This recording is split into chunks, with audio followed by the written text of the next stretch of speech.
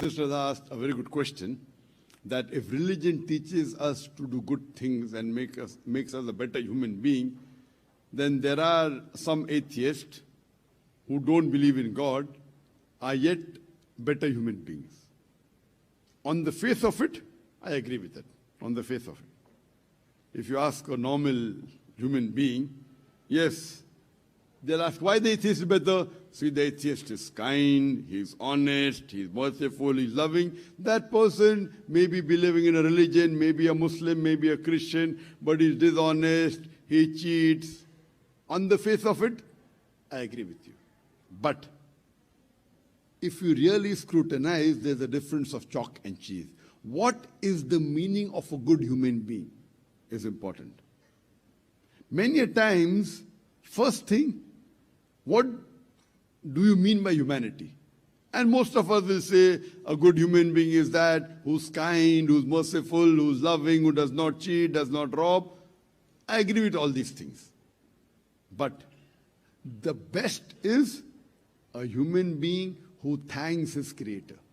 Imagine you have an employee who's very kind, very merciful, very loving and honest, but does not obey you. Will you give him a bonus? He's your employee. Very kind, very merciful, does not cheat, does not harm anyone. You tell him, do this work. He doesn't obey you. He doesn't thank you. For a good human being, for good, number one he has to do is thank his creator. If he cannot thank his creator and is helping his other fellow being, which is more important? Thanking your creator is more important or helping your fellow beings? It is like there is in an examination, there are 5 questions. One question is compulsory, you have to pass. Others are optional. From that 5, you answer any 2. But in that question 1, if you fail the test. The others is important, but yet you can pass. Something like you have to pass.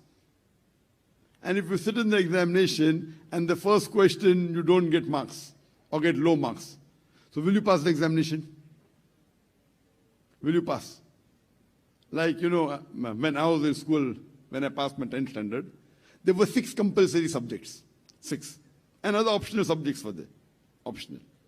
In the 6 compulsory subject, if you fail English, history, geography, science, Hindi, 6. If you get out of, in 5 subjects, 95 out of 100, and 1 subject you get 10 out of 100, will you pass to understand? Will you pass? No. You can't say I got 95 in 5. All 6 are compulsory. You have to pass on all. Similarly, for a person to go to Jannah, as I mentioned earlier, in Surah Al-Asr, you have to pass in 4 subjects. Iman, righteous deed, watawasaw bil haq dawa, and watawasaw bil sabr. The atheist may be good in righteous deed, maybe in haq, maybe I'm saying. But in Iman, 0. Will he pass? Will he go to Jannah? And the most important amongst all is Iman. It's a compulsory and most important. So how can a human being good when he doesn't thank his creator? Yes, he may be good to his fellow human being, which is also important, but not more important than thanking your creator. I mean, this person working for you, he's helping the other companies. But he's not doing work of your company. What will you do? What will you do? You'll give him promotion? Sack him, correct. So Almighty God, who's the creator, who's given you this body, who's given you everything, this niyama, you are helping others. All the other companies will say, very good person is so and so. But he doesn't follow the rules of his company.